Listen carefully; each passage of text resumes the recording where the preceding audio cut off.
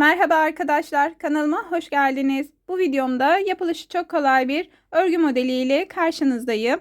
Bu göstereceğim örgü modelini battaniyelerde, bebek hırkalarında, yeleklerde rahatlıkla uygulayabilirsiniz arkadaşlar. Yapılışına hemen geçelim. Öncelikle zincir çekerek başlıyoruz. Ben model göstereceğim için küçük bir parça ile başlayacağım arkadaşlar. Siz kullanım amacınıza göre, kullanacağınız yere göre boyutunu ayarlayabilirsiniz.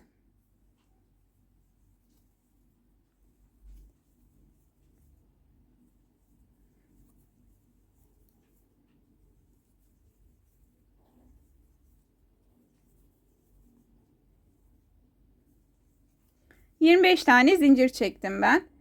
Dediğim gibi model amaçlı ben bu kadar kısa çektim zincirimi.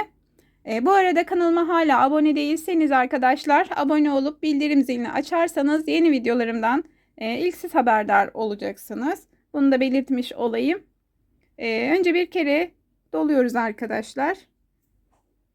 3 zinciri boş bırakıyorum. 4. zinciri batıp yalancı trabzan yapıyorum arkadaşlar. Tekrar doluyorum. Yanındaki zincire yalancı trabzan yapıyorum. Tekrar doluyorum. Yanındaki zinciri yalancı trabzan yapıyorum. Bu şekilde arkadaşlar zincirimizin sonuna kadar bu işlemi uyguluyoruz. Ben sırayı tamamlayıp hemen geliyorum. Evet, sıramı tamamladım arkadaşlar. Şimdi 4 zincir çekiyorum. Geriye dönüyorum. 2 kere doluyorum. Buradaki ilmeğe batıyorum. Üçlü trabzan yapıyorum arkadaşlar. İlk sıradakine 2 kere doluyorum. Tekrar yanındaki ilmeğe üçlü trabzan yapıyorum. Bir tane daha üçlü trabzan yapıyorum. Toplamda 3 tane yan yana üçlü trabzan yapıyoruz arkadaşlar. Bu şekilde tekrar doladım. Şu 3 tane trabzanın arasından tığımı geçiriyorum. 3. trabzanın bu şekilde ilmek alıyorum. Tekrar doluyorum, tekrar alıyorum. Toplamda 5 kere tekrarlıyoruz bu işlemi. 3 4 5. Şöyle 5 tane ilmek aldım. Ardından tığım boşken yanındaki trabzanın tepesine batıyorum. İlmeğimi alıyorum. Kaydırma yöntemiyle bütün ilmeklerin içinden geçiriyorum. Ardından yanındaki trabzanın tepesine batıyorum. Bir ilmek alıyorum. Bir zincir çekiyorum. Tekrar zincir. Buradaki ilmeği boş bırakıyoruz. 4 tane zincir çekiyoruz. 4. zincirle birlikte hemen bu şekilde kaydırma yöntemiyle burayı kapatıyoruz. Tekrar 2 doluyorum. Yanındaki trabzanın tepesine 3 tane üçlü bir tane, evet, 3 tane yan yana üçlü trabzan yapıyorum.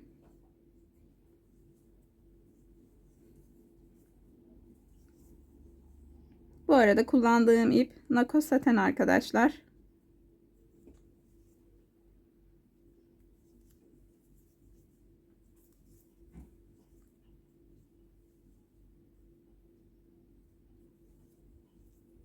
Üç tane trabzan yaptım. Üçlü bir şekilde tekrar doladım. Buradaki üçüncü şu zinciri boş bırakıyoruz. 3 tane trabzanı topluyoruz arkadaşlar. Şöyle bir ilmek, 2 ilmek, 3 4 ve 5. Ardından şuraya batıp yanındaki trabzanın tepesine batıp kaydırma yöntemiyle hepsini topluyoruz. Sonrasında yanındaki trabzanın tepesine batıyoruz. Buraya zincir çekiyoruz. 4. zincirle birlikte hepsini topladık. Şöyle bakın. 2 kere doluyorum.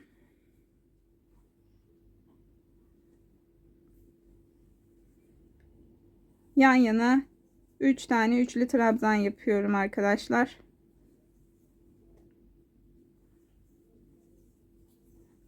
Doladım. Tekrar.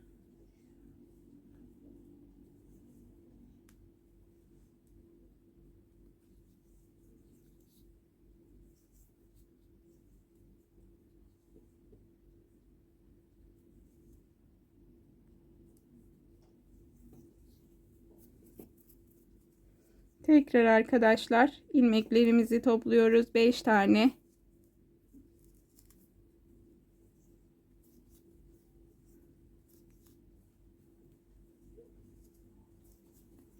Beş tane ilmeğimi aldım.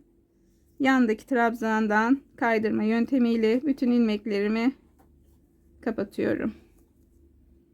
Sonra yanındaki trabzanın tepesine zincir yapıyoruz. Tığımızdaki bir ilmek kalıyor. 3 4. zincirle birlikte kapatıyoruz arkadaşlar. Bu şekilde. Şimdi ben bir tane daha yapıyorum kamera arkasında, sonra geliyorum.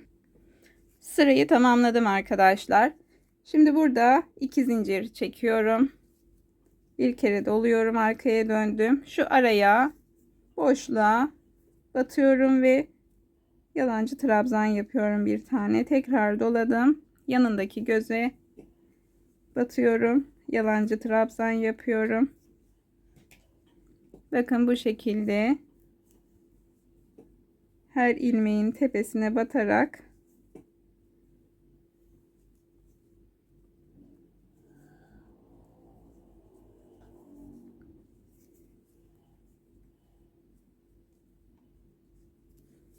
buraya geldiğimizde arkadaşlar şu araya batıyoruz bir tane.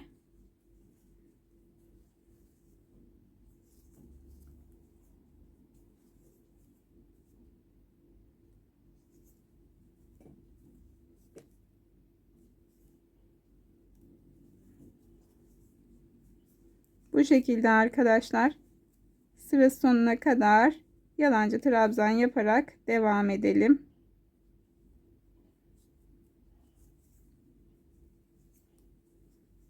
Bir sonraki sıra için geliyorum hemen. Evet, sırayı tamamladım arkadaşlar. Burada 4 zincir çekiyorum.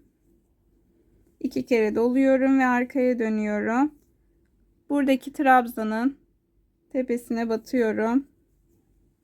Üçlü trabzan yapıyorum.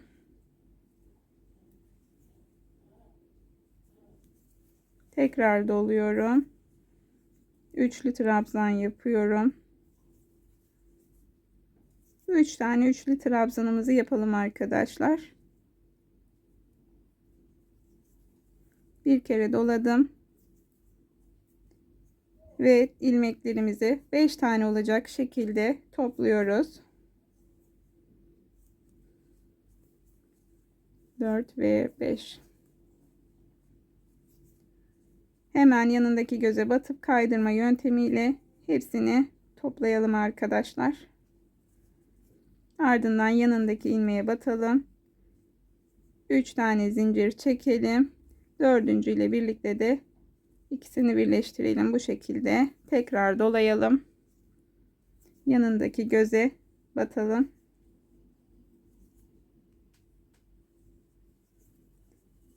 Aynı işlemi tekrarlıyoruz arkadaşlar. Bu şekilde arkadaşlar. Sonraki sıraya geldiğimizde tekrar 2 zincir çekip yalancı trabzan yaparak üst sırayı tamamlıyoruz ve her sırada aynı işlemi uyguluyoruz. Ben daha önce biraz daha büyük bir parça örmüştüm. Büyümüş hali bu şekilde arkadaşlar. Dediğim gibi battaniyelerde çok hoş duracaktır eminim. Hırka, yeleklerde de kullanabilirsiniz. Beni buraya kadar izlediğiniz için hepinize çok teşekkür ediyorum. Videomu beğenip kanalıma abone olursanız sevinirim. Hoşça kalın.